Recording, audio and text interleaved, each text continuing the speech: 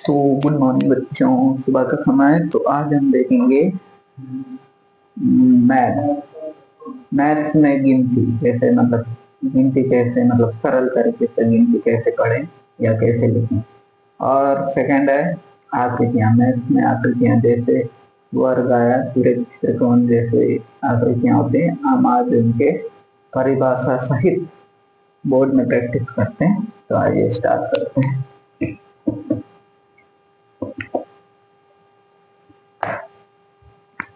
तो पहला टॉपिक है आकृति पहचान।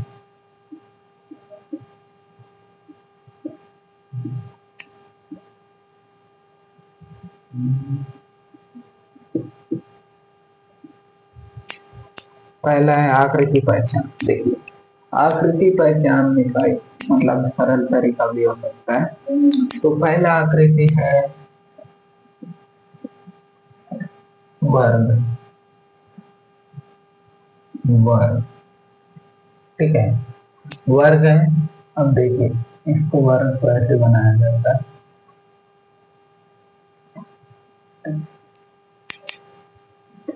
तो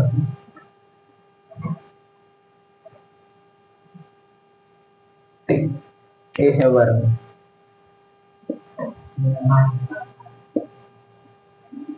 ठीक है, ये है वर्ग। अब इसकी परिभाषा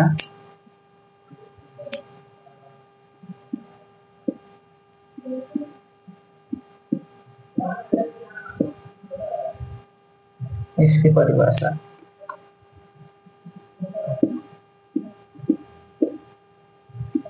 जिसकी आमने सामने की चारों भुजाएं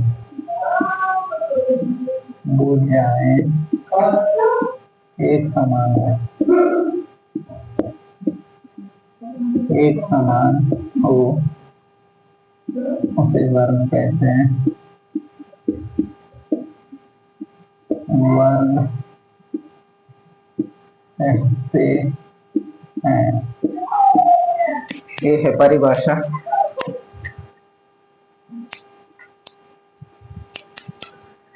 तो देखिए, वर्ग जिसके आमने सामने की चारों भुजाएं एक समान हो उसे वर्ग कहते हैं।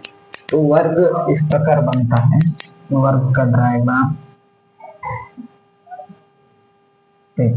इसके इसके सामने ये, इसके सामने ये, मतलब ये आमने सामने की चारों भुजाएं एक समान, मतलब मान के चलिए ये 5 सेंटीमीटर का है तो ये भी 5 सेंटीमीटर, ये 5 सेंटीमीटर का है तो ये भी 5 सेंटीमीटर, मतलब ना ज्यादा ना कम, मतलब बराबर बराबर चारों भुजाएं बराबर होती है, उसे वर्ग कहते हैं। तो ये रहा पहला।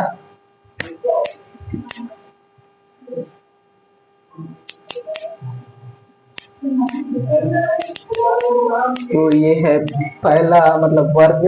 अब सेकंड देखते हैं आकृति पहचान में। सेकंड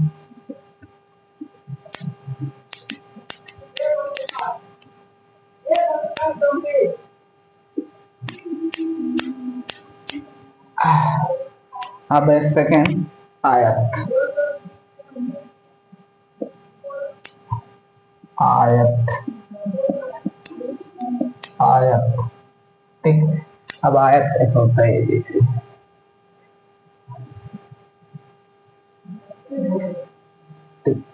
इसके बराबर ये, इसके बराबर ये। तो अब आयत है तो इसकी परिभाषा ये होगी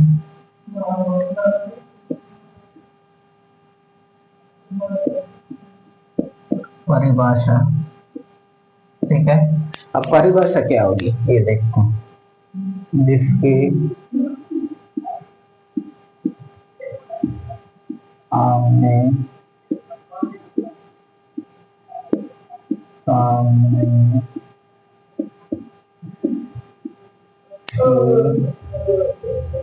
दो भुजाएं, ये अभी दो भुजाएं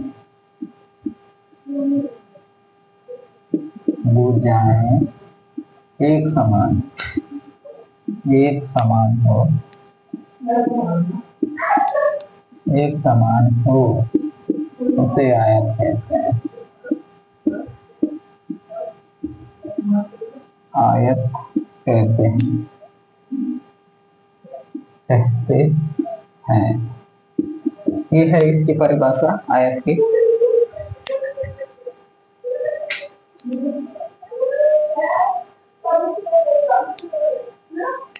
ये आयत की परिभाषा देखिए, जिसके आमने सामने की दो भुजाएं, ये मतलब ये इसके बराबर है, ये इसके बराबर है, लेकिन चारों एक बराबर नहीं। तो जिसके आमने सामने की दो भुजाएं एक समान हो उसे आयत कहते हैं। उदाहरण देखते हैं, ये देखिए, ठीक है,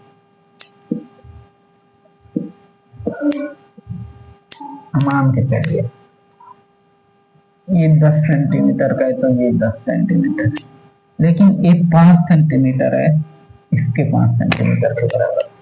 चारों भुजाएं एक समान नहीं है, लेकिन दो भुजाएं एक समान है, इसके समान ये है, इसके समान ये है। तो जिसके आमने सामने ये है, इसके सामने मतलब आमने सामने ये है, इसके आमने सामने मतलब दो भुजा, एक और दो भुजाएं एक समान हो उसे आयत कहते हैं। तो ये है दूसरा आयत की परिभाषा।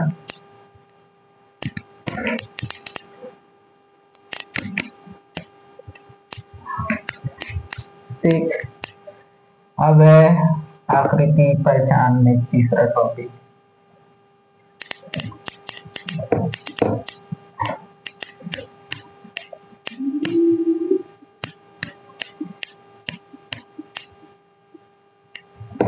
ठीक, अब है तीसरा टॉपिक,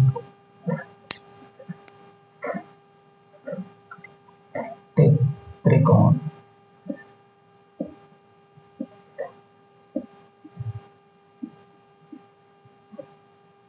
त्रिकोण कैसा होता है? ये रहा त्रिकोण, ठीक है, ये रहा त्रिकोण। त्रिकोण की परिभाषा, ठीक है, जिसके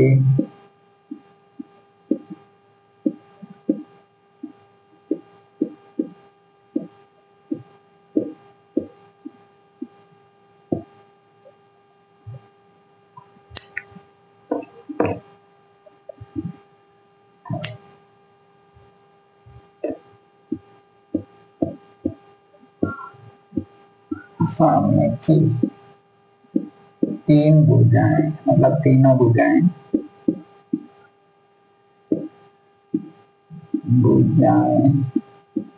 एक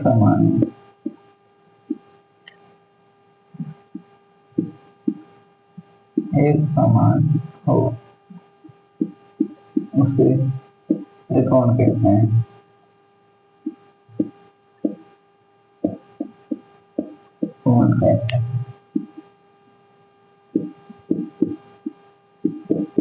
ये है त्रिकोण की परिभाषा।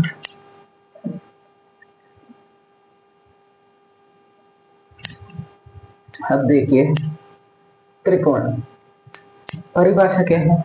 जिसके आमने सामने की तीनों, ये है तीनों भुजाएं एक समान हो उसे त्रिकोण कहते हैं। मतलब ना कम ना ज्यादा, बराबर तीनों भुजाएं। तो अब उदाहरण से समझते हैं इसमें।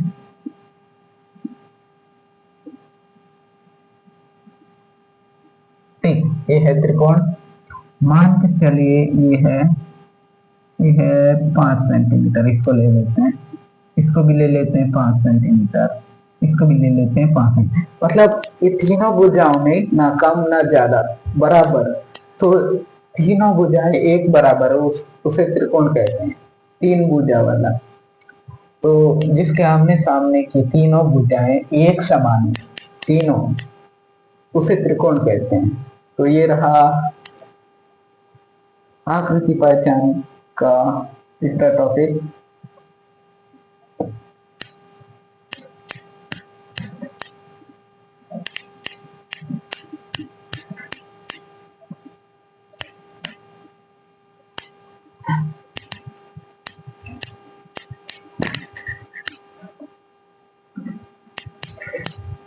अब आए आकृति पहचान का चौथा टॉपिक।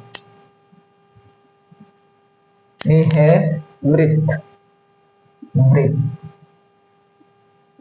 वृत्त अब वृत्त क्या होता है ये देखिए, पूरा गोल,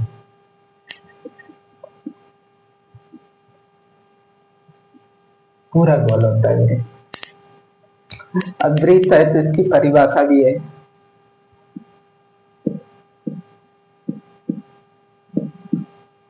परिभाषा, अब इसकी परिभाषा क्या होगी ये देखते हैं। ठीक, इसकी परिभाषा होगी, रुक जाएगा,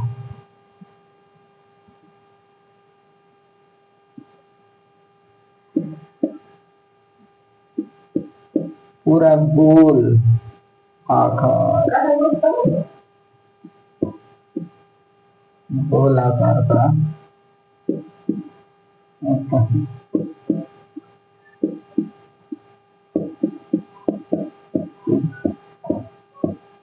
वृत्त कहते हैं।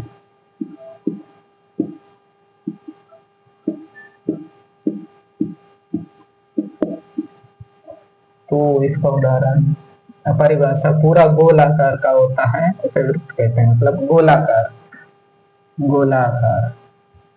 तो अब इसका उदाहरण, अब देखिए उदाहरण, ये है वृत्त। ये वृत्त मतलब इसमें कोई कुछ नहीं है, ये पूरा गोल है, तो मतलब पृथ्वी का आकार दे सकते हैं इसको।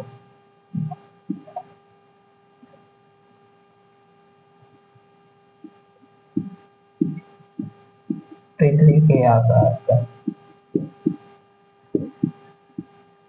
आकार का, ठीक, मतलब ना इसमें कुछ है, मतलब पूरा गोल, वृत्त को बोलते हैं पूरा गोल।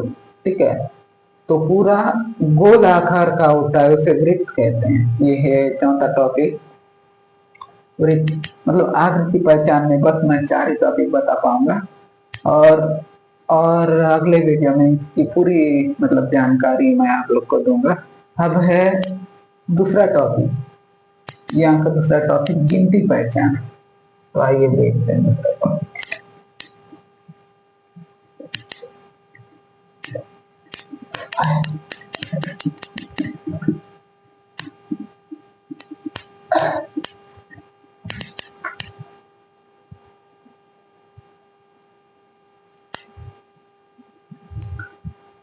तो आइए देखते हैं अब सेकंड टॉपिक, गिनती पहचान। गिनती, गिनती पहचान, ठीक है। ये है गिनती पहचान, मतलब जैसे पहले हम जैसे पढ़ते थे, मतलब एक को एक कैसे पढ़ते थे, दो को दो कैसे पढ़ते थे, तीन को तीन कैसे पढ़ते थे, तो उसी के बारे में आज थोड़ा जानकारी दिया जाएगा। तो चलिए स्टार्ट करते हैं। पहला है एक, तो इसको कैसे लिखते थे अपन, हिंदी में एक लिखते हैं, ठीक। उसके बाद अगर चित्र बनाना हो तो एक, ठीक है, और कुछ करना हो तो मान के चलिए एक, ये एक, ठीक है, एक से मान लेते, ठीक है। उसके बाद है दो, ये है दो, तो यहाँ क्या हो जाएगा, एक दो, तो यहाँ हो जाएगा एक दो, ठीक है, एक दो, मतलब एक पहचानने का ये तरीका है। उसके बाद तीसरा तीन, तीन के बाद है यहाँ कोई वस्तु होगा, तीन, एक दो तीन, ठीक है। उसके बाद है एक दो तीन, ठीक है, ये तीन हुआ। उसके बाद है चार,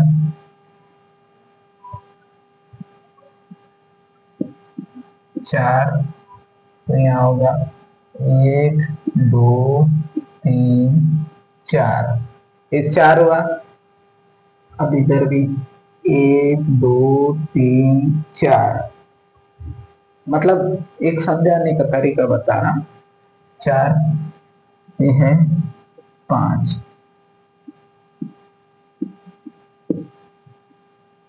5, ठीक है। अब यहाँ लिखेंगे 1 2 3 4 5, तो यहाँ क्या होगा 1 2 3 4, ये है 5, 5 और ये गिन सकते हैं 5, ठीक। 6,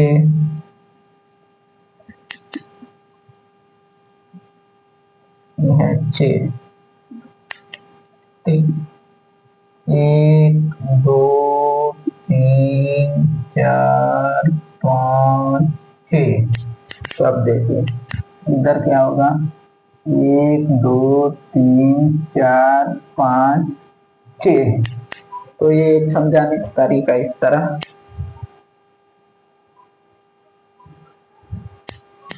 तो ये है, इस प्रकार हम समझा सकते हैं। जैसे एक को मतलब इधर एक ऐसे लिख के फिर एक, फिर उसे मतलब उदाहरण समझाना है तो ये रहा इस तरह। तो कितना हुआ 6 हुआ। अब 7,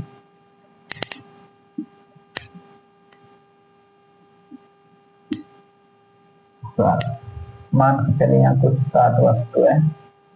1 2 3 4 5 6 7, ठीक 7 है।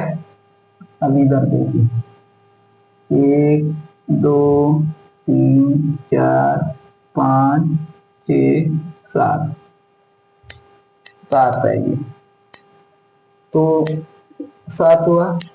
अब मैं 20 तक ही बताऊंगा, आगे समझा मतलब आगे खुद से समझ मतलब समझने की कोशिश कीजिएगा। तो चलिए ये 7 हुआ।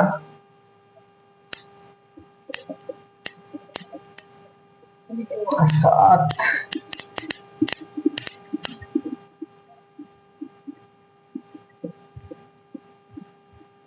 ठीक है 7। अब है 8, 8, ठीक। अब यहाँ क्या करेंगे 8 डायग्राम, ठीक।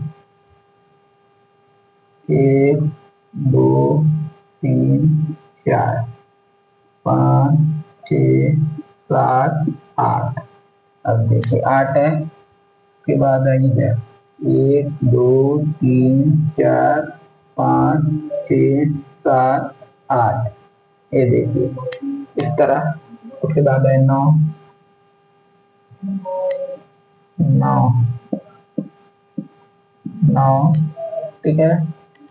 1 2 3 4 5 6 7 8 9, ये हुआ 9। अब इधर देखिए 1 2 3 4 5 6 7 8 9, 9। अब है 10, ठीक 10। अब 10 को कैसे लिखेंगे ऐसे 1 2 3 4 5 6 7 8 9 10। अब देखिए सिंगल सिंगल बिल है। अब देखिए इसको 10 को कैसे लिखते हैं 1 2 3 4 5, 1 2 3 4 5, ये है 5 5 को मतलब 10 है ना, तो 10 लिखे।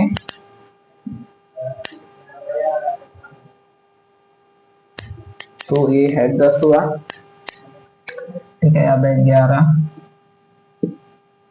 ठीक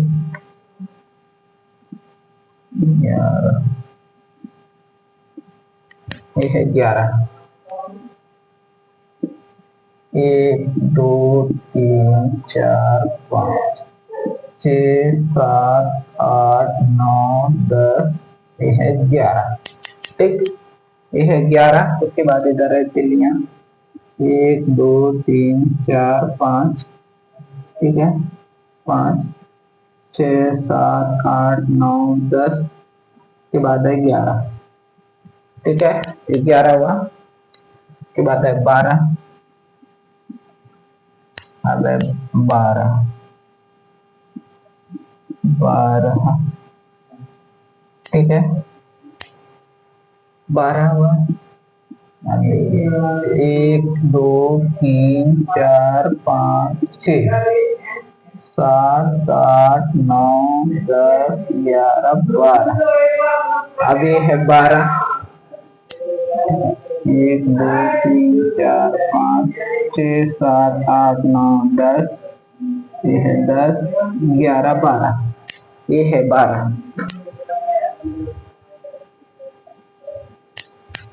देखिए ये है 12, उसके बाद है 13, 13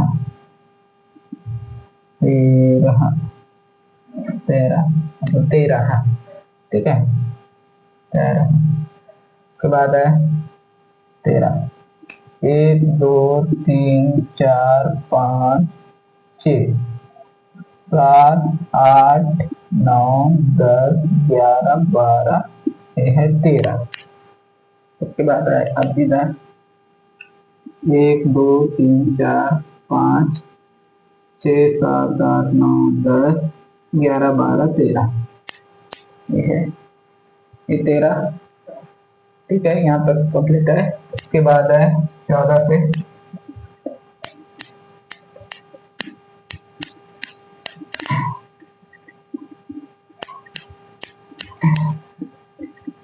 ठीक,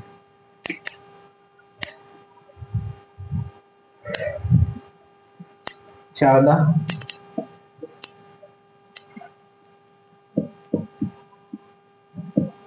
ठीक है, 14, अब देखिए एक दो तीन चार पाँच छः 7, एक दो तीन चार पाँच छः 7, उसके बाद है इधर एक दो तीन चार पाँच छः 7 8 9 10 11 12 13 14 15, सॉरी 14, एक दो तीन चार, ये 10 10 हुआ, अब ये 14, ठीक है, ये हुआ 14,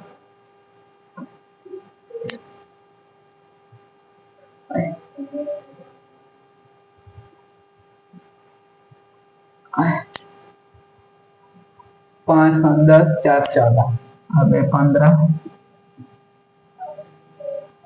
ठीक, ये 15 है, तो अब आप कैसे लिखेंगे 15, ठीक है, एक दो तीन चार पाँच छः 7 8 9 10 11 12 13 14 15, ठीक है, ये है 15, तो ये है 15, एक दो तीन चार पाँच छः 7 8 9 10, सॉरी 10 11 12 13 14 15, तो ये है 15, अब है 16,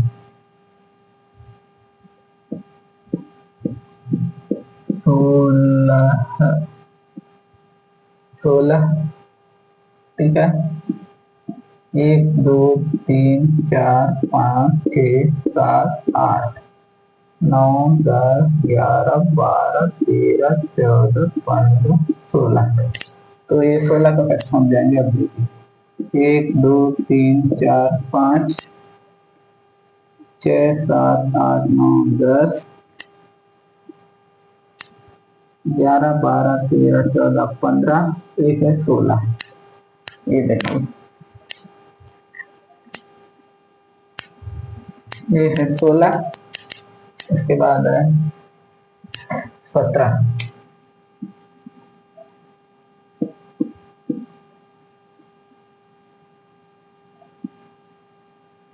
17, ठीक है, 17 में क्या होगा?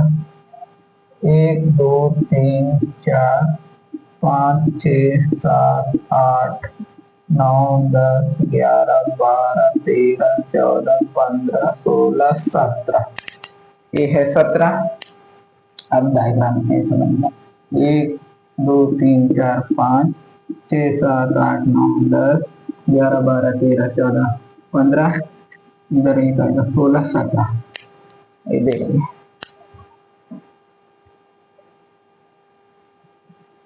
ये आ गया 17। अब आएगा 18। 18